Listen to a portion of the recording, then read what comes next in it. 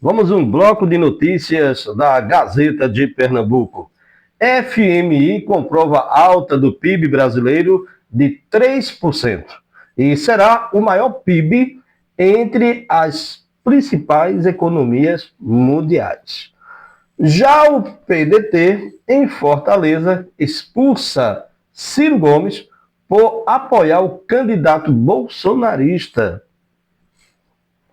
Já dados do IBGE, em São Paulo, na prefeitura de São Paulo, a maior capital do país, lá tem 3 vezes mais fome do que a média das capitais brasileiras, em São Paulo.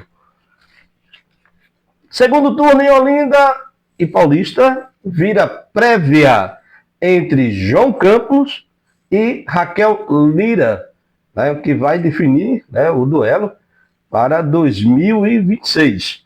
No primeiro turno, no estado pernambucano, o PSDB de Raquel Lira e o PSB de João Campos empataram com 31 prefeitos eleitos.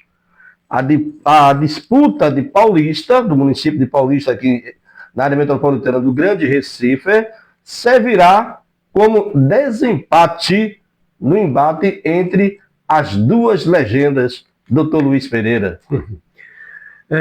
Vê bem, Justino, a gente tem que entender o seguinte: as siglas, elas representam menos do que as coligações das siglas. Então, no interior, os prefeitos mais próximos de Raquel foram ampla maioria, em que pese especificamente PSDB e PSB terem tido números parelhos, mas a governadora pelos interior foi teve um resultado bem mais positivo, até porque a relação do prefeito do interior com o governador ou a governadora de qual partido, seja lá quem for, sempre é muito preponderante para as decisões atuais e futuras. Aqui na região metropolitana, que concentra 75% dos votos, João Campos levou a melhor em 6 municípios e Raquel levou a melhor em 3 municípios até agora na região metropolitana. No Recife ganhou João Campos, na segunda maior cidade, que é Jaboatão, ganhou o partido de Bolsonaro, que é mais próximo de Raquel Lira, tá certo? Lá em Paulista, Ramos, que é ligado a Raquel Lira, tem a possibilidade muito maior de bater a fatura, até porque ele disputa contra Júnior Matuto, um ex-prefeito, que já foi cassado e tudo mais, que é, inclusive, do PSB, tá certo? Era próximo à mãe de Eduardo Campos. Dizem até que próximo demais, mas é isso aí. Então, em Paulista, deverá dar Ramos com a franca vantagem. Já em Olinda, você pensando o quê? Juntando Paulista com Olinda, dá 523 mil eleitores, mais do que o eleitorado de Jaboatão, que é uma grande cidade. Então, em que pese no primeiro turno Vinícius Castro ter chegado na frente com 38% e Mirella com 30%, nesse segundo turno a situação está bem folgada para Mirella. No geral, está dando 49% para Mirella e 42% para Vinícius. Agora, nos votos válidos, aí fica fácil. Mirella também de Raquel com 54% e Vinícius em 46%. É a situação atual da disputa dos votos em Pernambuco, já se prevendo um embate futuro daqui a 2 anos, que é a disputa pelo governo de Pernambuco, mas a campanha já está na rua. Então, doutor, quer dizer que o grande embate continua, tá? O empate de prefeituras, 31, tá? O segundo turno em Paulista, em Olinda, está sendo bem, né, disputado. E assim, o Vinícius, né, ele estava com um número abaixo e ele cresceu um pouco na pesquisa, né? Será que tem vira-vira lá em Olinda? Não, veja bem, Vinícius estava na frente, Vinícius estava com 39, ela com 32 quando acabou a eleição. Quando fez a reorganização dos apoios partidários, é que Mirella vai para frente de Vinícius e tem se mantido nessa situação. Lembrando que 75% do eleitorado pernambucano está na região metropolitana, tá certo? Onde João tem uma influência muito boa nas cidades mais próximas do Recife, certo? Apesar de que a sede do governo também é no Recife. Então o embate está colocado, a situação está parelha.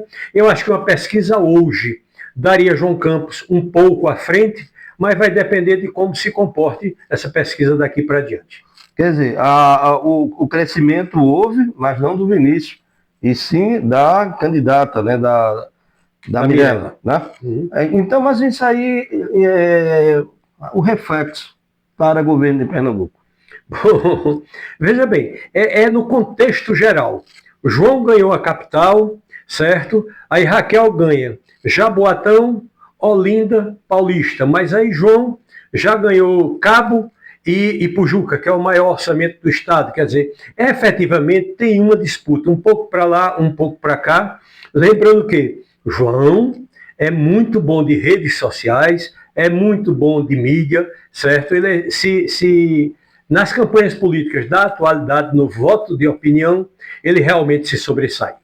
E a questão de Ciro Gomes, lá em Fortaleza, apoiando o candidato bolsonarista. Qual a avaliação? Ciro Gomes é um rapaz que lá no início começou pelo PSDB de Fernando Henrique Cardoso, depois pendeu um pouquinho para a esquerda, depois se centraliza, aí ficou pulando de partido em partido, sempre com aquela ideia fixa de ser candidato a presidente da República por cima.